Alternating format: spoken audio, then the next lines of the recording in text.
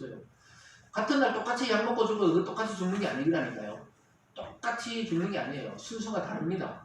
고독하게 혼자 죽음을 맞이해야 됩니다. 그때도 하나님은 함께 계십니다. 아멘. 믿습니까? 아멘. 그래서 여러분 어떤 상황일지라도 하나님은 영이시니 여러분과 함께 하실 수 있다는 사실을 믿으시기 바랍니다. 아멘. 그래서 오늘 아브라함의 부인도 아니고 가족도 아니고 애굽 사람이었다가 종으로 아브라함 집에 왔던 이 하갈도 하나님이 살핀다는 것은 하나님의 자녀된 여러분들은 당연히 하나님이 지금도 살피시고 보호하고 있다는 사실을 기억하시기 바랍니다. 아멘. 그래서 하갈은 여주인 사라의 학대를 통해서 도망가게 됩니다. 쫓겨났죠, 사실은. 그래서 이제 다시 고향으로 돌아가야 되겠다. 집으로 돌아가야 되겠다. 이렇게 결심했습니다. 근데 그때 여호와의 사자, 천사가 나타나서 하갈을 만나게 됩니다. 하나님의 생각은 이 하갈과 달랐어요. 하갈은 이제 학대받으니까 도망가야 되겠다 했는데 하나님은 다시 들어가라고. 다시 그 주인 집으로 들어가라. 그리고 네가 지금 어디서 와서 어디로 가는지 깨달아야 된다고 이야기하면서 질문하면서 다시 들어가라. 흥분을 가라앉히고 생각해보라고 말씀하고 있습니다. 7절과 8절을 함께 읽어보겠습니다. 시작.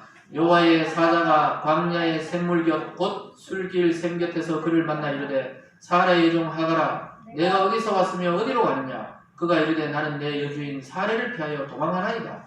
여호와의 사자가 그에게 이르되 내 여주인에게로 돌아가서 그 수하에 복종하라. 하나님의 생각은 도망가지 말고 정신을 차리고 다시 들어가라. 다시 그 집으로 가라고. 들어가고 싶겠습니까? 감정적으로는 들어가기 싫죠. 근데 들어가라는 거예요. 왜냐 하나님이 다 정리해놨다. 이제 들어가라는 겁니다. 들어가. 하나님이 이제야 개입을 하세요. 자기들끼리 막 부인끼리 싸우고 막 남편하고 싸울 땐 가만히 계셔요. 그냥 어떻게 되나 보자. 가만히 계시다가 하갈이 이제 도망가니까 도망가서는 안 되거든요. 어쨌든 아브라함의 씨를 임신했기 때문에 하나님이 복을 주려고 다시 들어가라 그래요. 여러분 아담이 타락했을 때 선악과를 따먹었을 때 나무 뒤에 숨었을 때 하나님이 찾아오셔서 뭐라 그랬죠? 아담아 네가 어디 있느냐 이렇게 물었습니다. 그리고 가인이 아벨을 돌로 쳐 죽이고 들판에 있었을 때 하나님이 찾아와서 뭐라 그랬죠?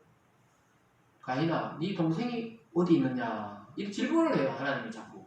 오늘 하갈에게는 네가 지금 어디로 와서 어디로 가느냐 이렇게 질문합니다. 하나님이 여러분을 찾아오시면 질문해요. 질문해요. 너 지금 믿음의 상태가 어떠냐? 너 지금 인생에 어느 정도 왔다고 생각하느냐? 삶의 시간이 얼마나 남았다고 지금 생각하느냐? 이렇게 질문하시거든요. 몇 시간 남은지 우리는 모르죠.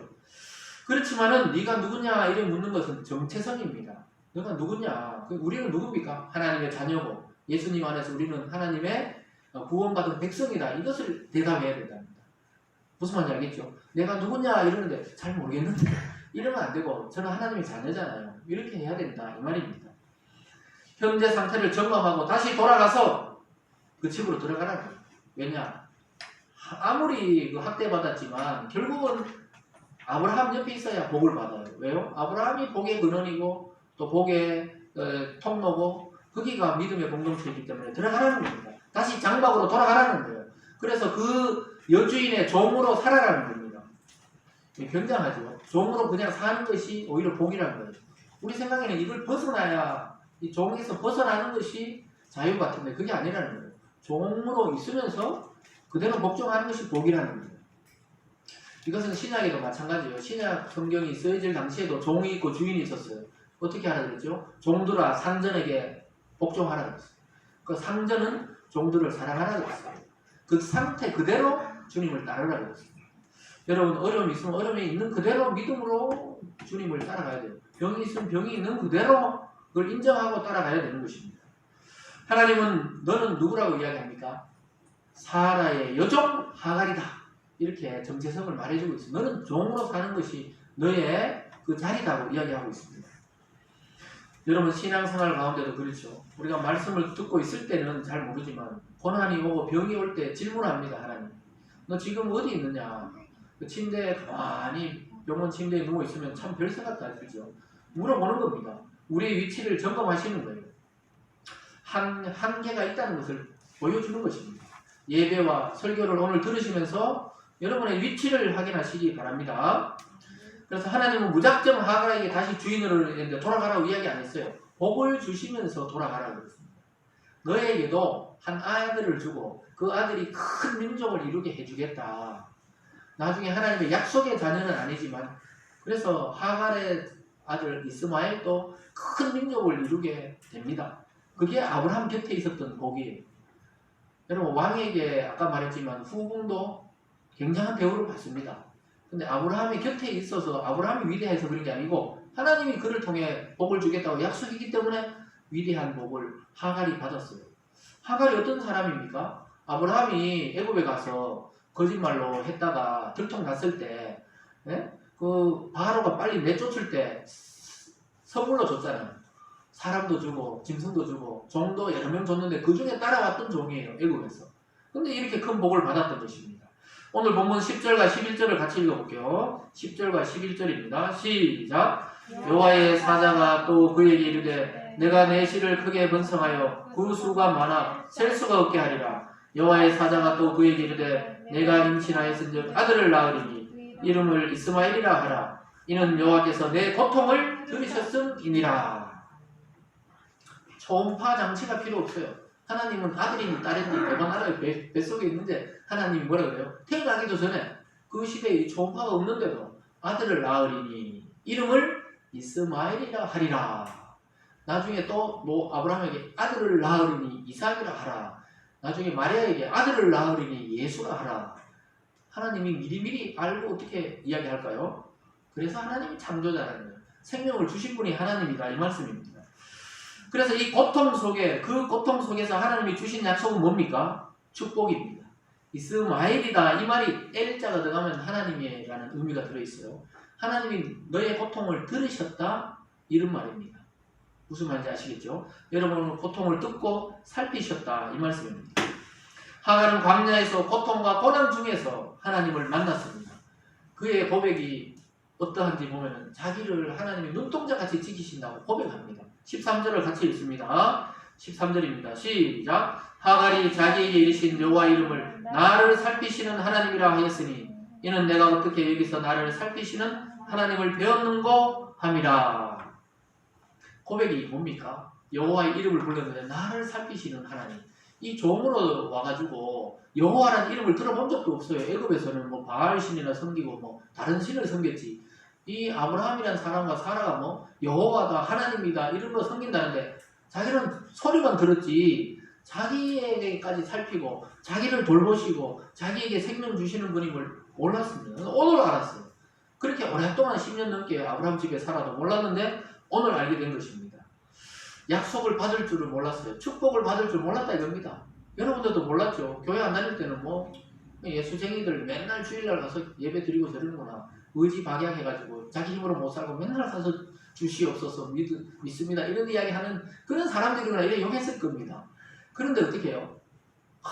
자기를 살피시는 하나님, 고난 중에 계시고 고통을 해결하는 하나님을 알고 나서는 어떻게 됩니까? 나도 살피셨구나. 나를 태어나서 지금까지 지켜보시고 계시고 영혼까지 인도하시는구나. 이것을 깨닫게 되는 것입니다. 여러분 나중에 아브라함의 손자 야곱도 어떻습니까? 자기 아버지 집에 이삭의 집에 축복이 있는 줄 알았어요. 그래서 형을 속이고 막 축복을 받으려고 하고 이랬는데 축복을 못 받았는데 언제 축복을 받습니까? 형이 무서워서 밤중에 도망해서 들판에서 잘 곳이 없어서 돌베개 메고 잘 때 그때 하나님이 나타나셔서 축복을 선언합니다. 많은 민족에 아브라함과 이삭에게 했던 약속을 그때 약속을 줍니다. 그래서 여러분 우리가 꼭 고난과 고통이 나쁜 건 아니에요. 하나님을 깊이 생각하고 묵상하고 하나님이 우리를 찾아오는 기회가 되기도 한다는 사실을 기억하시기 바랍니다. 그래서 나의 하나님이 돼야 돼요. 부모의 하나님이 아니고 나의 하나님이 돼야 됩니다. 남편과 부인의 하나님이 아니고 나의 하나님이 돼야 됩니다. 나의 하나님. 그때 그것을 깨달을 때 어떻게 됩니까? 그 하나님 나의 능력이 되고 생명이 되고 나의 길이 되시게 되는 겁니다. 그래서 애굽에서 바로의 선물로 아브라함 집에 팔려왔던 이 종이 하나님을 만날 줄 몰랐다고 지금 이 여자가 지금 고백하고 있는 것입니다. 이스라엘 사람들이 그렇게 이야기하는 여호와가 나로 살피시는구나 이걸 깨닫게 되었습니다. 그런데 신이 그냥 성경에만 있는 줄 알았는데 살아계시다는 것을 그때 깨닫게 되고 천사가 있다는 것을 그때 깨닫게 되고 하나님의 음성을 듣고 자기가 돌아오게 됩니다. 아브라함의 곁에 있으면 잘 몰랐죠. 아브라함의 곁에 있을 때도 몰랐는데 이 사람들만 믿는 그냥 가정의 신인갑다. 뭐 교회에 다니는 사람이라 살피시는 하나님인갑다. 이렇게 생각했는데 알고 보니까 온 우주를 통치하는 하나님이라는 것. 거기다가 내까지 살피시는 하나님이라는 것을 깨닫게 된 것입니다. 성도들도 이 세상에서 잘 나가고 건강하고 남부럽고 없이 살 때는 모르죠. 근데 자기에게 고통이 있고 좌절이 있고 뭔가 해결되지 않는 문제가 있을 때 그때 하나님이 찾아와서 그것을 딱 해결해 줬을 때 하나님이 살아계시는구나. 나를 살피시는구나. 인도하신다는 것을 깨닫게 되는 것입니다. 그래서 하나님은 우리를 두리뭉실하게 와서 만나시는 분이 아니에요. 그냥 뭐 우리 전체에 와서 오늘 오는 건 이게 아니에요. 여러분 개개인 한 분 한 분을 찾아가셔서 만나는 것입니다. 영상으로 말씀 듣는 분도 마찬가지입니다. 여러분이 지금 계시는 그 자리에 하나님이 찾아 계시는 것을 믿으시기 바랍니다. 그래서 하나님은 개별적으로 그리고 아주 인격적으로 만나 주십니다. 귀신처럼 들었다 나갔다 하는 게 아니고 인격적으로 문을 두드리셔가지고 너 들어볼래? 너 들어봐라. 이렇게 약속을 맺는 하나님이십니다. 그래서 하나님은 찾아오시는 것이 은혜입니다.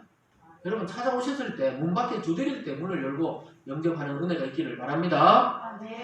사랑하는 성도 여러분, 오늘 사라의 여종 하갈처럼 우리들은 광야에서 어디로 갈지 몰라 방황하던 인생이었습니다. 정말 방황입니다. 방황. 갈 길을 몰라요.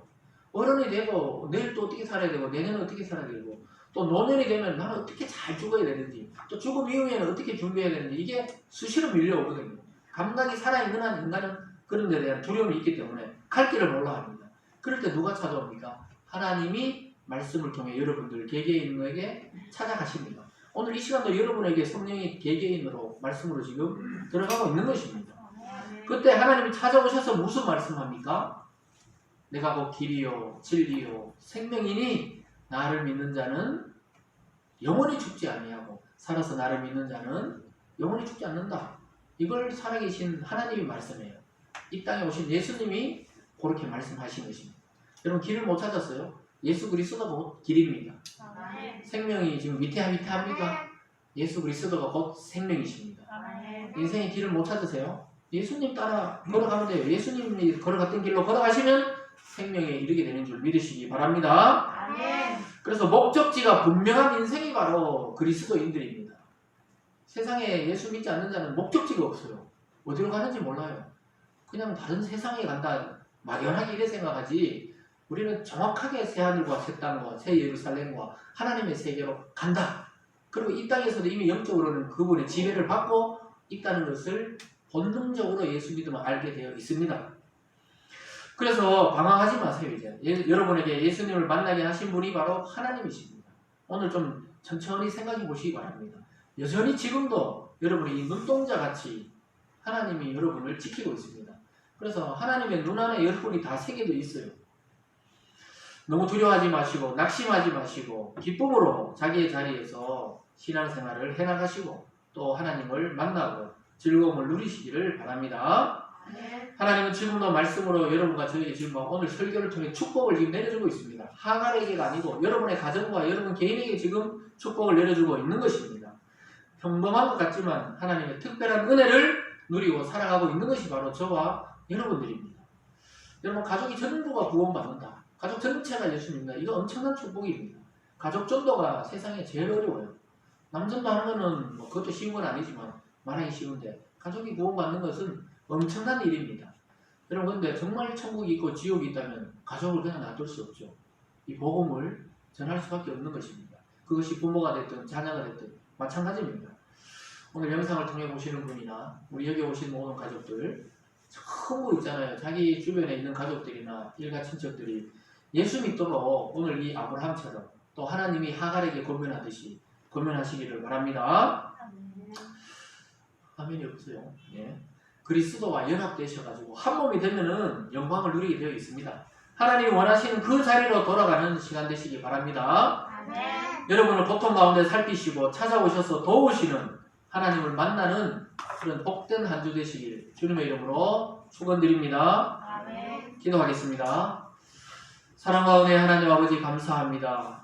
오늘 아브라함과 또 사라와 하갈을 살펴보시는 하나님, 그들을 통해서 우리의 믿음과 또 믿음의 가정과 믿음의 공동체를 살펴보게 하여 주시니 감사드립니다. 아버지 하나님, 우리를 찾아오시는 하나님을 우리는 영접했습니다. 이제 두려워하지 말고 염려하지 말고 걱정하지 말고 하나님의 복의 약속을 믿고 행복한 그런 신앙생활하고 또 행복한 삶을 누릴 수 있도록 주님 축복하여 주시옵소서. 이 죄악 많고 어두운 세상 가운데 빛이 되게 도와주시고 복음을 증거하는 입술과 그러한 공동체가 될 수 있도록 주님 축복하여 주시옵소서. 특별히 믿지 않는 가족들과 또 믿지 않는 친구들에게 복음을 증거하는 그러한 복되고 즐거운 인생 될 수 있도록 우리의 삶을 이끌어 주시옵소서. 감사드리며 예수님 이름으로 기도드리옵나이다. 아멘.